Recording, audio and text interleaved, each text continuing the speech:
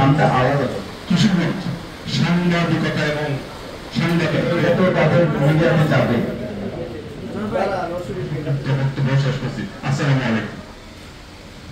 ধন্যবাদ। আমরা আশা করি যে এবছরের মতো আমরা ভবিষ্যতে বিগত ৭ বছর শিক্ষা অর্জন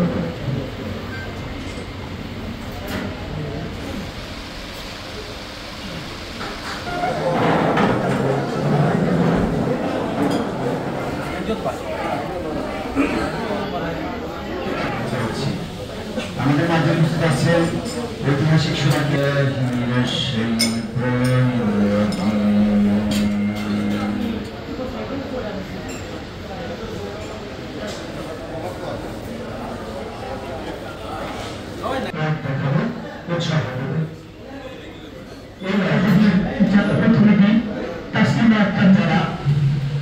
সম্মাননা পাচ্ছেন তাদের প্রতি জানাই আন্তরিক কিশোরগঞ্জ সাংবাদিকতা এবং সাংবাদিকদের বক্তব্য শেষ করছি। আসসালামু আলাইকুম।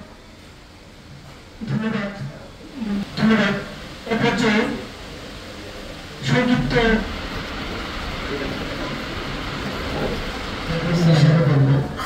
যে আমরা বছরে একটা ঈদের